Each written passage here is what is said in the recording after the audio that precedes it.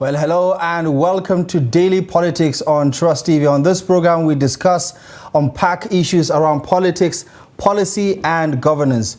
My name is Abdullahi Ahmed, standing in for your regular host, Hamza Idris. Now, the recent surge in petrol prices across Nigeria has undeniably caused ripples across the Nigerian economy, affecting the lives of Nigerians, living citizens and stakeholders alike, voicing their concerns. As the government grapples with the implementation of its strategy, this report, compiled by the producer of Daily Politics, Sagir Ibrahim, chronicles the events from the president's announcement to the current situation in the country. Take a look. Unfortunately, the budget that I've glimpsed before I assumed office, and what I've heard is that no provision is there for fuel subsidy. The fuel subsidy is gone. These were the words whose effect led to the recent surge in petrol prices, resulting in a staggering 214% increase from 197 naira to 617 naira, sending shockwaves across Nigeria. Citizens have consistently expressed their frustration with the significant impact this price hike has had on their daily lives. Bros, there is even this 540 with a sweat like this before we see 1,000 go house. If you get luck, you carry 2,000. True to God. Please, at least to our president, Tinubu Jagaban, may them do something. No, the way the situation thing is going on now, there's nobody, we don't find it easy. Things becoming difficult. Every day, things becoming difficult. Already, we are facing an hardship before now, an economic hardship. Now we have more to bear.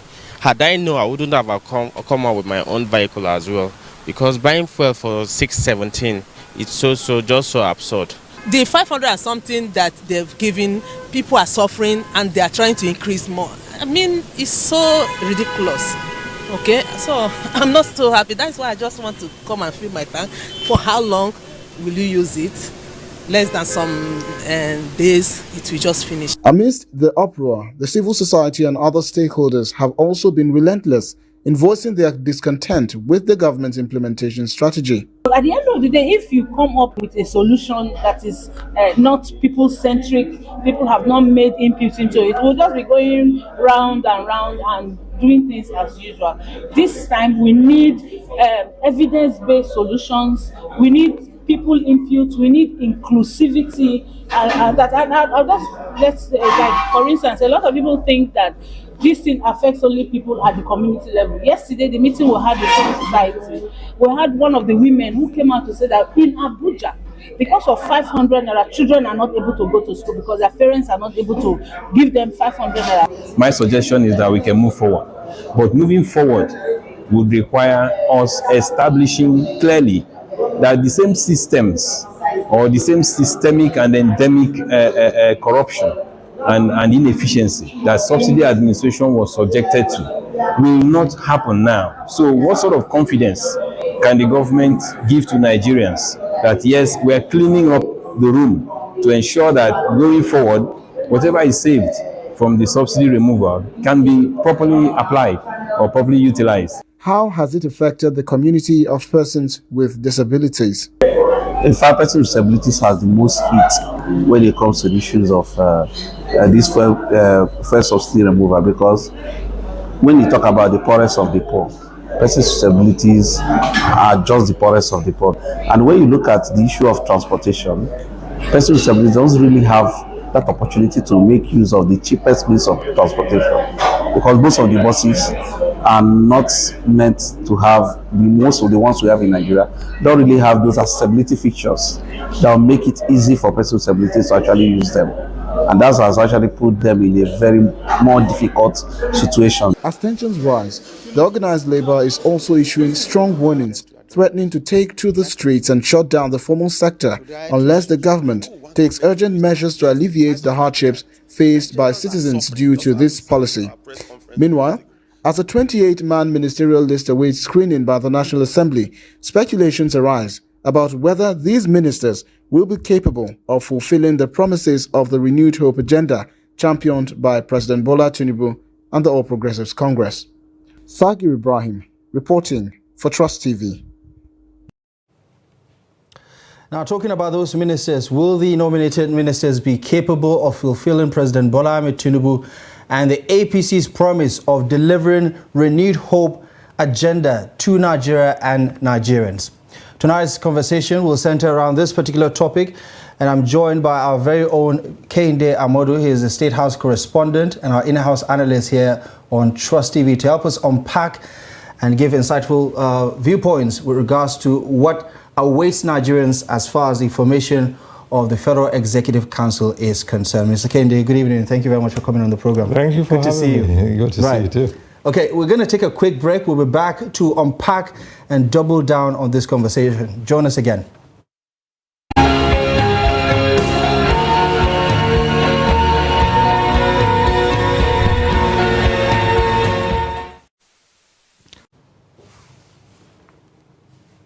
Right, welcome back and welcome to Daily Politics in case you're just joining us. Well, we're going to talk about the ministers in just a moment. And as I did say, we have Kehinde Amodu here with us in the studio to help us unpack and navigate some of the talking points around the names that have made the headlines. There are some that are definitely head-turners, especially people who are not even members of the APC as a political party. So, Mr. Kehinde, let's get it on the way. Your immediate impression since you heard the president's nominees when Senate President Godswill Akpabio was revealing the names to Nigerians during that plenary on Thursday. What are your thoughts about this lineup, the potential A-team for the president? Well, in the A-team, there is also another A-team. Right. That's the first impression I got. Of course, it's raised questions or the debate about whether there are technocrats on this team or whether there are no technocrats on the team. But you understand, the first impression I got is that this is a strong team, but it's not a team every Nigerian will agree with. A very crafty team that has a balance in it. What I see that he's trying to do is trying to balance the notion of politicians versus technocrats without crossing any line. Of course, it raises the, and there's been a lot of debate about it ever since the list came out. Now, the interesting thing is that a lot of people will say it's dominated by politicians. Then you now ask again that these politicians that this list is dominated by, is it really dominated by politicians? You have, for instance, Dr. Ali Pate is coming back. Obvious choice for the Minister of Health. Obviously, you have Lateef Fagbemi on that list. And there's nobody, there's no one that will tell you that that man is not going to be the Attorney General. So you are already, once you see the list, you are already putting people in various positions. You see Dave Umahi coming in. Of course, obviously, the first thing you say is that he's a politician. But with his antecedents in Ebonyi State as governor, and the level of infrastructure that went up, first-class infrastructure for that matter, you will find out that you have to look back to his antecedents as a first-class engineer, civil engineer, before you look at his antecedents as governor. Nasir El-Rufai is coming back as minister after how many years? Since 2007. It's been a while, yeah. Yes, yeah. You understand. You can't, you've seen what he's done in Kaduna. So you can't question the fact that he's bringing something on board. So are these politicians or are these people that have something to offer? You have Nyesom Wike, and despite all this controversy, The fact that he's not even a member of the APC, his antecedents in Rivers State, somebody they called Mr. Projects, shows that he has something that he's bringing on board. Would you say that, I mean, obviously you have cherry-picked a handful of them to give an insight into their biography or their antecedents and track record. Do you think this is good enough for the challenge that lies ahead for the Tinubu administration as far as output or quality of the Federal Executive Council is concerned, the first 28 that we have right now? Do you think this is good enough to face the challenge that lies ahead? I think it's good enough. From my experience, government is run by 10, maybe 12 ministries. Those are the key ministries that will deliver. You have a very good Minister of Finance. You have a very good Minister of Works and Housing.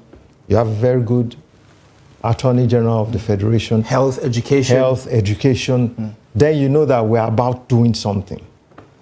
So if you have 10 good ministers or 10 performing ministers, you understand, all the other ministries are just to satisfy the constitutional requirements. You understand? Yes, they will act as ministries, but there are some ministries that will drive the economy and bring it to where it is. And so if you have to pick, who are your picks for square pegs and square holes? I know you've mentioned a handful of people, but then there are those who are not necessarily well known by Nigerians, for instance, right? On that particular list. While some of them are politicians, some of them, for most people, don't necessarily stand out. What do you make about some of his choices, especially where in certain states he's picked two individuals? I think Cross River State, Bauchi, Katsina, they have two nominees from those states so far. Well, if you look at Cross River State, you understand. You see their better edu. Who the youngest, perhaps, on that list? The youngest on the list. 36. Yes, but I think very accomplished.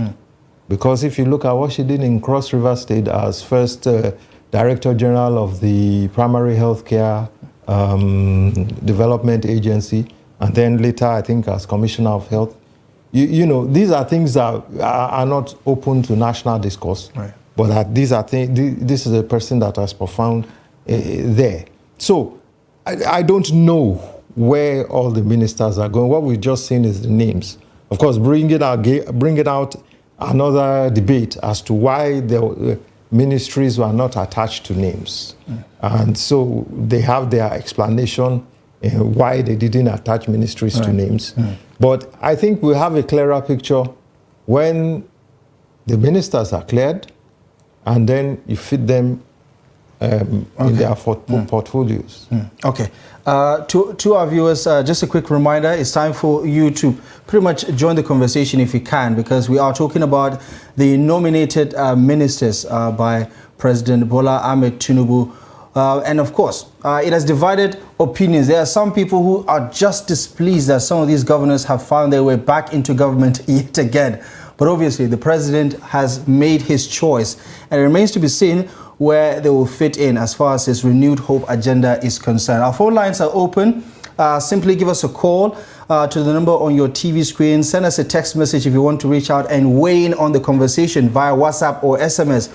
We would love to hear your thoughts. And just a quick reminder, please be civil and try as much as you can to not use demeaning or derogatory language. And as much as you can, keep your responses, comments, or thoughts as short as possible. Make it concise so that we can gather as many of these perspectives as possible. So we'd love to hear your take on this particular issue. Mr. Kende, there are a lot of people who said, listen, this is just tragic. One particular voice that has become the loudest so far as the nominations is concerned is Senator Shehu Sani, and we all know that there's no love lost between him and former Governor Nasir El-Rufai. What are your takes about some of the criticisms that have trailed the announcement of these ministerial nominees? Have you seen any perspective that perhaps made you feel like, oh, perhaps maybe the president dropped the ball on some of these names?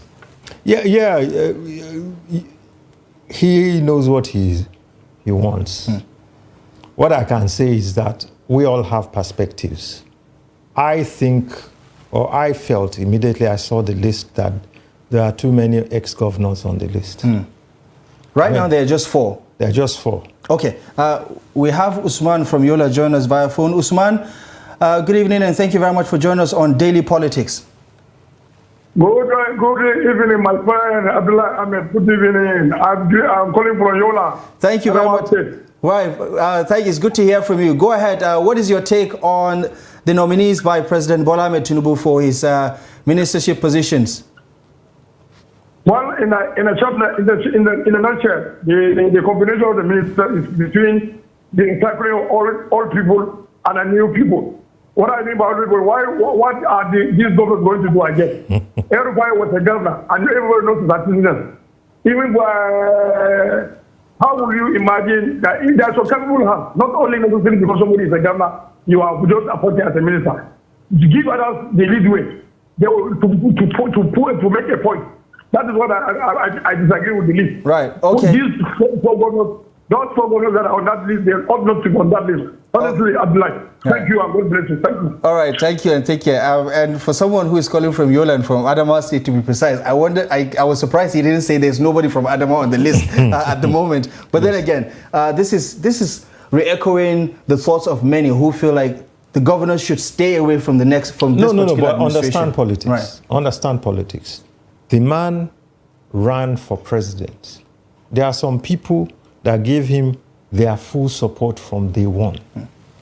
And if they didn't give him their full support, remember the antecedents. Let's trace it from beginning. When the race for president was thrown open, there are some people that said, let's retain this in the north. Right. You understand? And then most of the governors pushed back. And governors pushed back. And for, governors from the north to say, okay, we will support a southern candidate.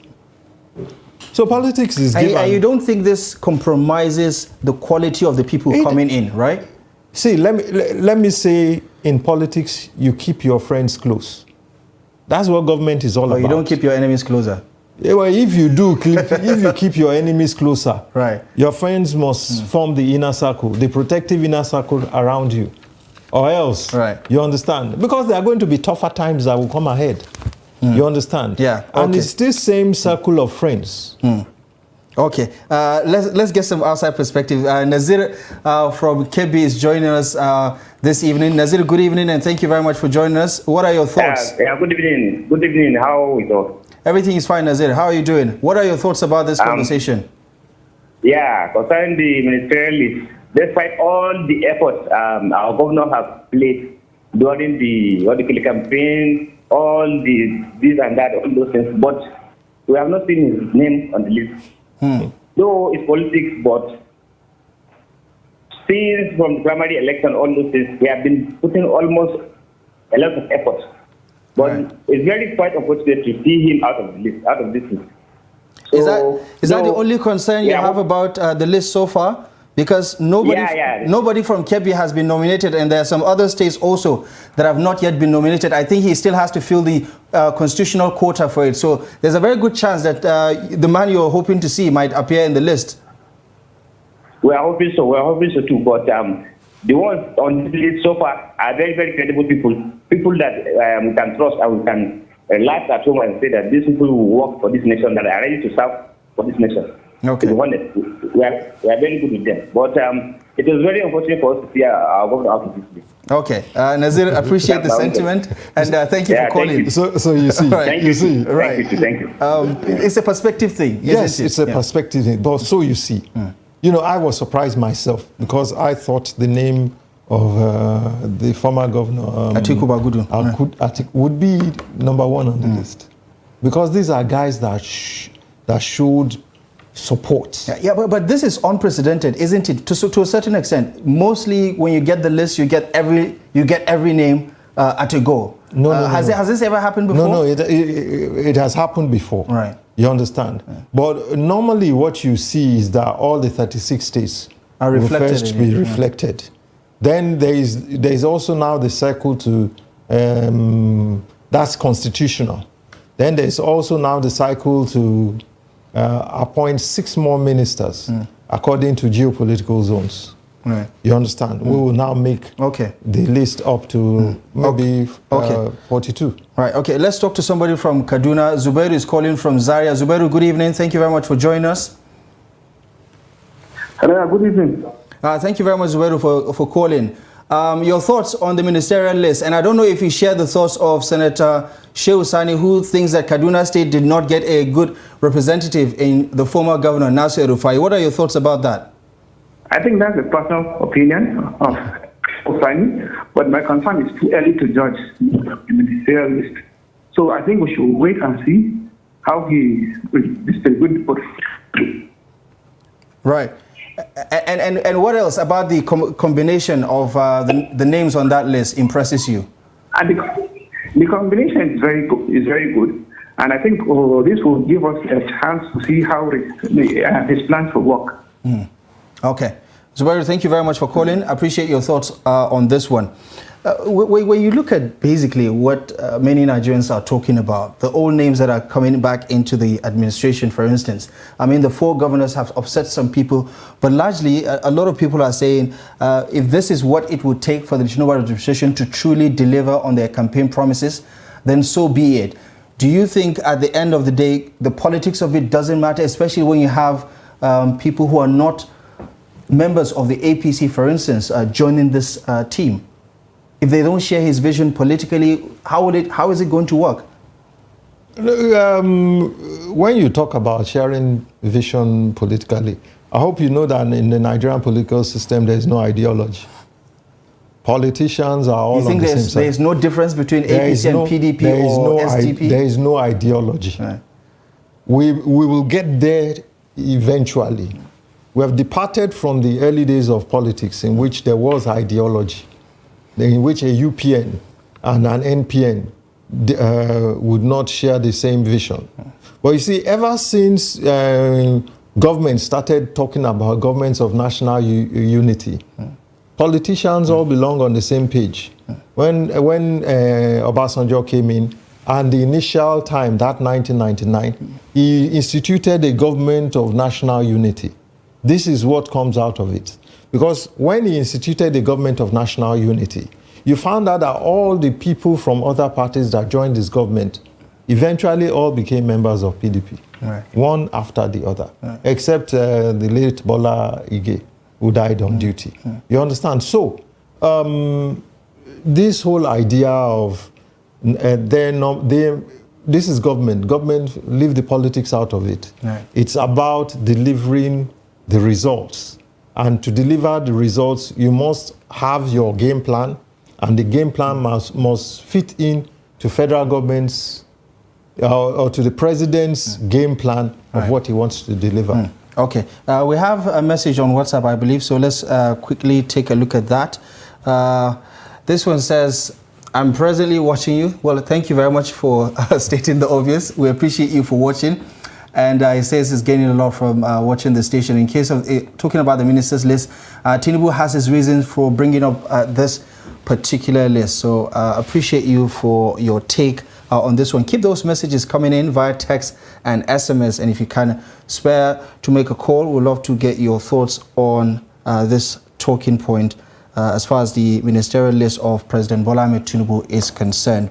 And speaking of the combination, how do you see this playing out, especially if he has to feel that comply with the constitutional requirement of having every state represented in the Federal Executive Council, right? He's short because this is just 28.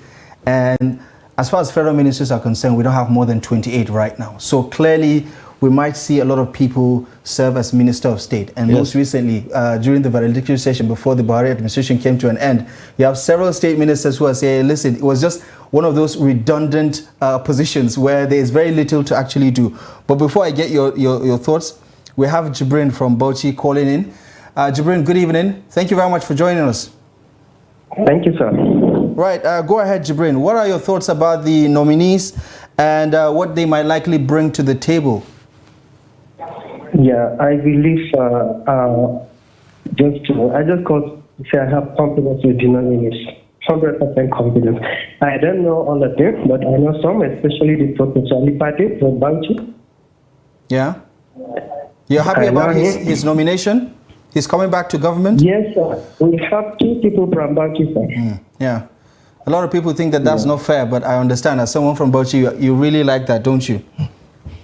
Yes, sir. Thank you very much. All right. Thank you very much, Jibrin, for joining the conversation. Yeah. So on that particular note, what do you think is actually going to play out here? Yeah, there will be ministers of state. There will be ministers of state all from the First Republic. So it's not going to change. I think that when people talk about the position of ministers of state being redundant, it's a point of view. It's a matter of perspective, because you actually saw some ministers of state, actually perform well, even during the Buhari administration. I think that the bottom line is going beyond appointing them. President Tinubu must find a way of holding each and every minister accountable. And if you find that over a period of time they have not performed, change them. That is what we have not seen in the last 2 presidents. The last 2 presidents chose to keep their ministers on for 8 years. And so when some of the ministers had even stopped performing, they were still kept in office. Yeah. We'll double down on that and try and see what we can expect from a President Tinubu about underperforming ministers. But right now we have Aliu calling from Suleja in Niger State. Aliu, good evening. Thank you very much for joining us on Daily Politics. Good evening. Right. Go ahead, Aliu. What is your take on President Bola Ahmed Tinubu's ministerial nominees? So far, so good, fantastic. He has to balance the politics and governance.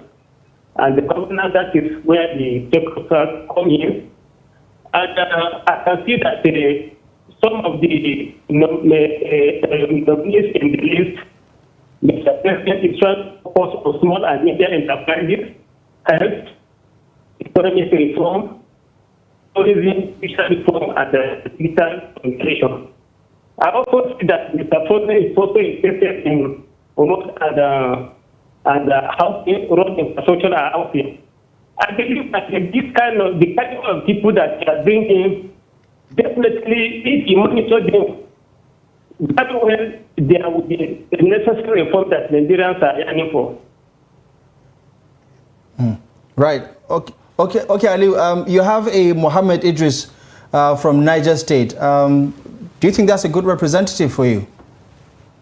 A very wonderful man, very wonderful politician, sound mandate. I believe that no one is perfect, but Mr. President has been so far to try to bring in the people that he believes can deliver what he promised Nigeria during the election. Right. Okay. Aliu, thank you very much for calling in. I appreciate your contribution on Daily Politics.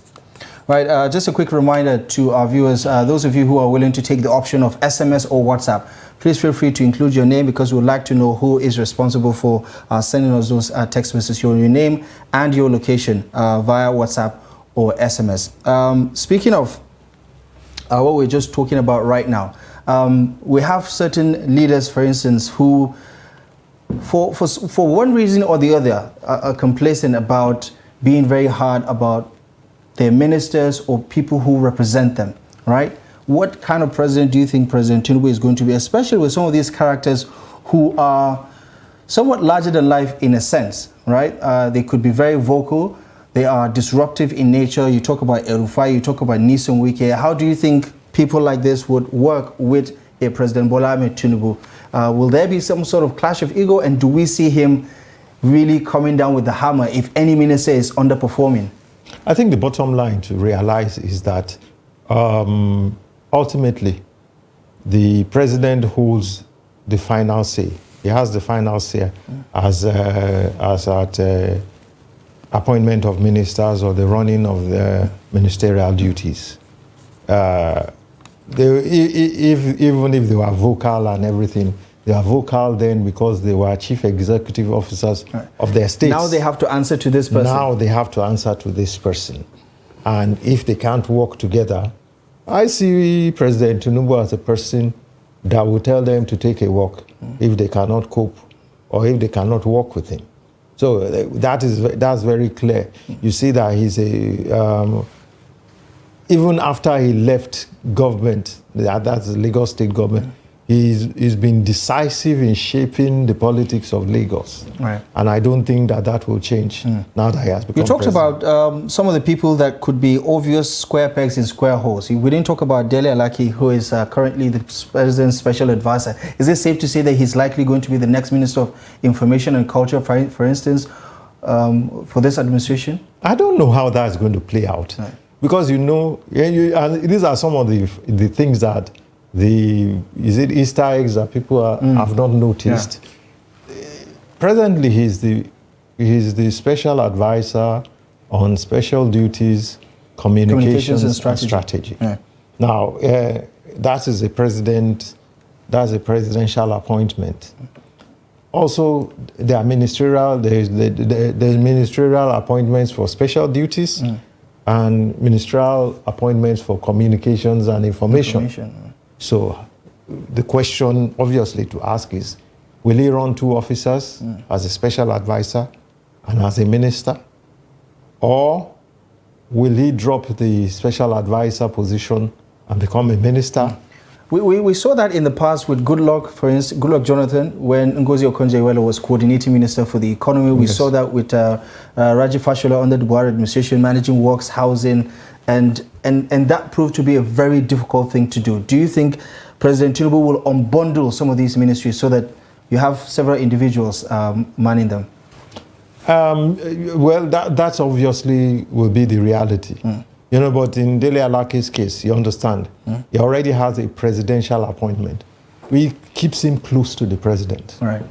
Then you now have a ministerial appointment that will be out of the vicinity of the presidency. Right. Okay. A lot of these things are speculations and anticipations. So we just have to wait until that unbundles. Yeah. Okay. Let's get to Baba Gana, who is waiting on the phone lines. Baba Gana is calling from Maiduguri. Baba Gana, good evening. Hello. Hello, Baba Gana, good evening. Thank you very much for joining us. Okay. All right, go ahead. Go ahead, Baba good Gana. evening. How are you? We're fine, thank you. Go ahead. What is your take? This your conversation is very interested.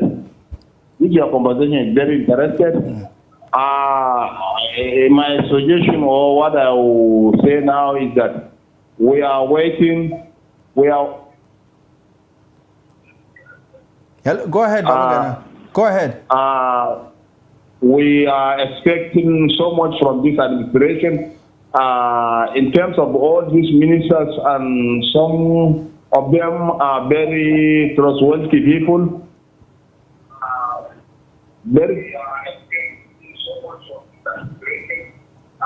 Okay. Apparently, I think we have a little problem with the audio there, but from the much that we can gather, Baba Gana is appreciative of the lineup, and he thinks that they will get the job done because he thinks they are trustworthy individuals. Here, there are some of those messages that have come in, and we urge you to keep them coming in. So let's quickly take a look at some of them at this point in time. Many a time, we don't value what we have until we lose it. Let's take lessons from Libya, Sudan, and currently Niger. Mujahid Zaria. I don't know how to interpret what he's saying, but let's see what we can make of that. He has to balance between support and political future. Nothing wrong as healing process, task accomplishment, and accountability are his watchword. Yomi from Jos. Thank you very much, Yomi, for joining the conversation.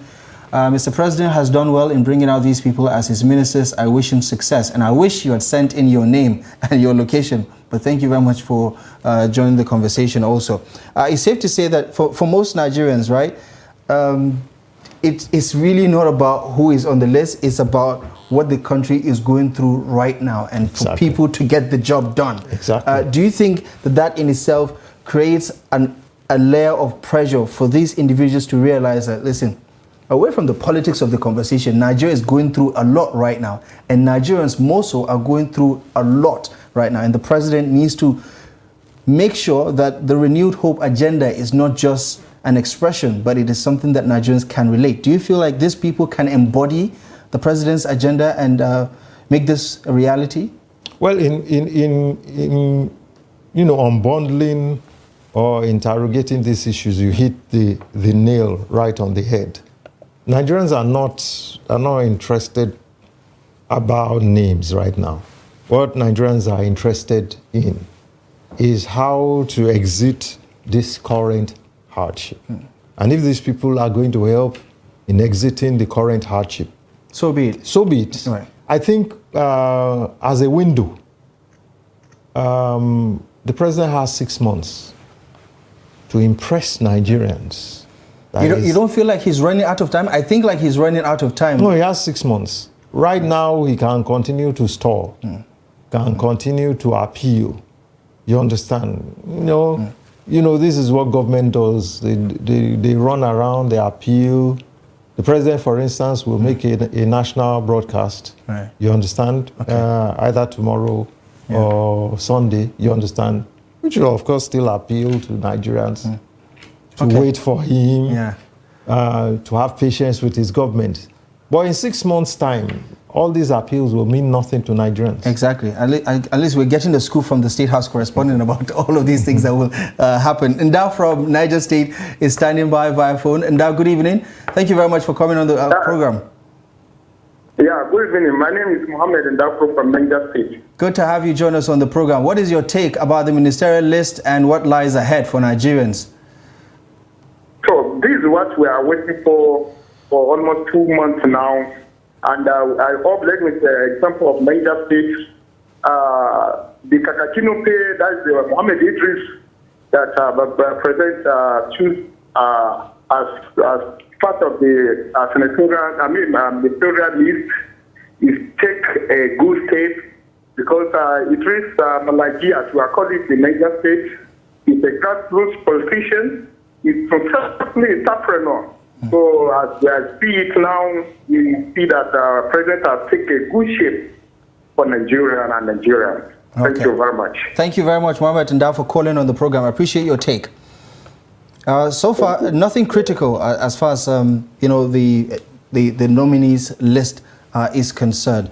But for some people, right, it's about how soon these individuals can begin to implement and execute the renewed hope agenda.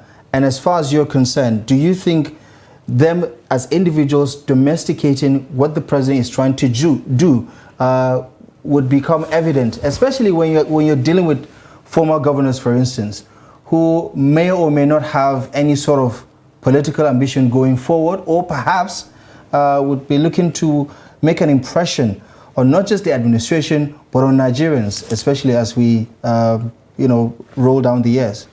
I think, first and foremost, Nigerians shouldn't expect anything immediately. You understand? They will still go to their ministries, study what they find on ground.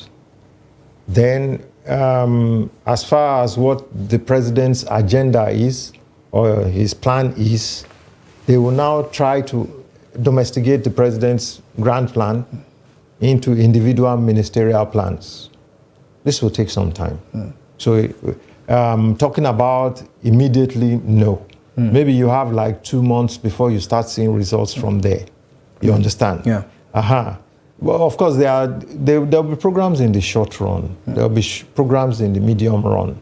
But I think as far as the grand plan unfolding, the New Hope agenda unfolding, you have like 2 or 3 months before you start seeing what the policies will be. Don't forget that the last 2 months, the president has worked with, a kitchen cabinet. You understand? And so maybe some of the policies that came forth were policies that were, that were formulated from an isolated point of view. Right, okay. But what about these two individuals that stand out? Former Governor of Kaduna State, Nasir El-Rufai, and Governor Nyesom Wike of Rivers State, for instance. And we said, presumably, or speculatively, we can talk about El-Rufai fitting in as possibly making a return as Minister of the FCT, which would in and of itself really send shockwaves across not just the federal capital. In fact,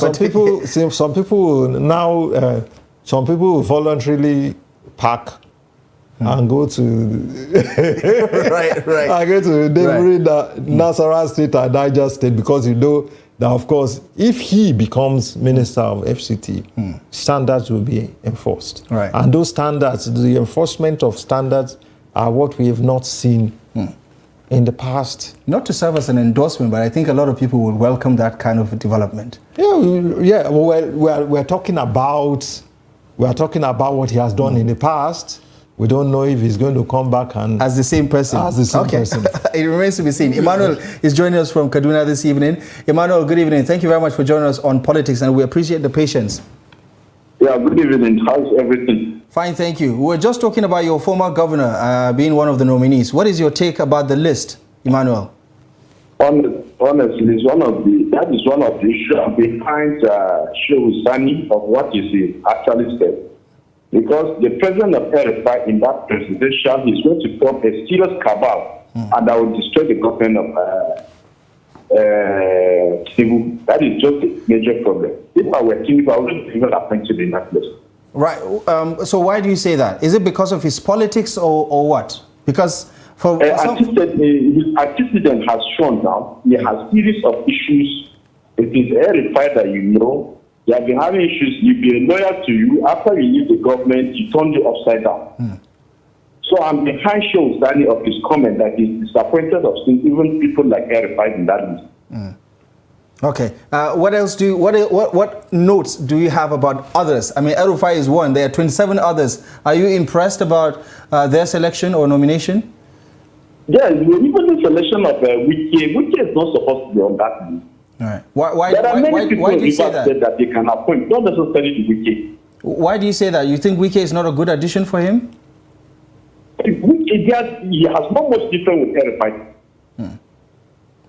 So you think their politics disqualifies them, and that's why the president should not have considered them? Yes. Okay. Emmanuel, thank you very much for those strong takes. We really appreciate you for joining the conversation.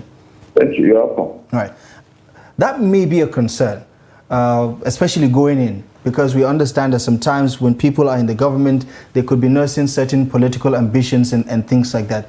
What sort of conversation, especially about these two individuals? El-Rufai, before leaving Kaduna State as governor, said, listen, he doesn't have any future plans of joining the government. In fact, he insinuated that he was going to go back and just relax and retire and, do some education and not have to even seek anything. There was talk about him possibly being the next SGF or being a minister, and he pretty much said that's not going to happen. Now he's on the list. Nyesom Wike, on the record, has said he's not going to take up ministerial position. What sort of conversation do you think these particular individuals had with the president? Because I don't think he's going to select them without them giving him the nod that, okay, we're willing to work with you. I think a lot of people are looking at the two individuals from the viewpoint of their characters, so to speak, or their outspokenness. That is more accurate. And they're actually underestimating the president's political intelligence. You said something earlier on. You said you keep your friends closer and your enemies closer. A lot of people aren't looking at it from the perspective that isn't it better for these two individuals to be part of government than to be out. You think it insulates the government instead of having them outside of it? There is control. Right. Okay. You understand? As a member of a government, you will not speak against that government. There will be that that aura of collective responsibility. So if you are going to speak as part of that government, not against that government. Right. And that is, the reasons for some of these political decisions that are taken, which, lies between the president and his core supporters. Right. Okay, why shouldn't this person be part of us? If you can make an ally of someone, it doesn't make sense to consider him as an enemy, especially if they worked for the emergence of the administration during the elections. Yeah, but they were allies. Yeah, you understand? Exactly. So what were they before they became allies? Right. You understand? Right. So Okay. you have to understand that they are allies now. It's better for them to be, not to be running around loose, but to be part of the system. Right. And I suppose there's something to be said about learning from their past experiences, Yes. whether the president will be keeping an eye on some of the experiences that for most people they have exhibited in the past. But we have some messages that we're going to get to, and we do appreciate you for joining the conversation via SMS. Let's quickly run through some of those text messages to get a feel of what the people are saying. Good evening, Trust TV. Sunday is his name. He says his expectations on President Bat were high. I'm surprised he sent in an inconclusive ministerial list, which I believe will cause another delay to form a complete federal executive council as stated in our constitution. God bless Nigeria. Moving to the next one. Safiano Jibril from Bauchi State says, just writing to express my view on the ministerial list. First of all, we thank President Tinubu for selecting 2 from Bauchi State. From the caliber and personality of the nominees, I believe the new Nigeria will be rebuilt, inshallah, he says. Professor Mohammed Ali Pati, I know him well, and he definitely will deliver. And yeah, regards to our special guest in the studio. Thank you very much, Safiano. This one is coming from Michael Musa Eduma from Yola. He said, governments at state and federal level should stop recycling old hands and inject, I think inject is the word that you're looking for, Michael, new blood into the system. Thank you for joining the conversation. Another one coming in from Gombe, from Jonathan, says, I always enjoy your programs. Keep up the good work. As for the ministerial list, I think the remaining names yet to be submitted will tell what the president wants to achieve. This list is just to arouse the minds of Nigerians. So he thinks that the next batch will be a lot more interesting than this one. Okay, I don't know. But what are your thoughts about some of the viewpoints of our contributors on this issue? First and foremost, the whole idea that this is an inconclusive list. No. The Senate will go ahead as from Monday to start clearing the ministers. As soon as the ministers are cleared, they are ready to join the Federal Executive Council. So if it's just these 28 ministers that are cleared, you understand, they form a quorum. The president can have his Federal Executive Council, and then the 6. Because, okay, now you're looking for 8 other ministers. As far as the constitutional provisions as far as the constitutional provisions are concerned, the 8 other ministers can join them in time. So there's nothing... 8 to 9. 8 to 9. No, it could be as much as 8 plus 6. If it's just one from each state. If it's one from each state, 8 plus FCT. Then if it's going to add 6 geopolitical zones, then you will go as far as 14. So these are the ministers that will keep. But do you understand the president's thinking with segmenting or staggering his ministerial list, for instance? Is he still searching for individuals? Because for some people, no, he's not still searching. This is not what they understand when he says hit the ground running. One would have thought that he has figured out all of these things before coming up with the list. He has his ministers. Well, people don't even understand the reality of government and running government now with no revenue. You understand? Question is, so you think this is a cost-saving initiative? This is a cost-saving initiative, without any doubt. You understand? He is constrained by the Constitution now, because by constitutional amendments now, to pick these ministers and have a Federal Executive Council or cabinet list within 2 months. But if he had a choice, I believe he will wait maybe 3 or 4 months because the revenue is just not there. Okay. Afraid we're going to have to leave it here for now, Mr. Kende Amodu. Thank you very much for your invaluable contribution, insight and analysis. I appreciate you very much for sparing the time. Thank you very much. Right. And for those of you who played a major part for today's show by contributing, by giving us a call, by sending us text messages. We really do appreciate you for joining us on the program today.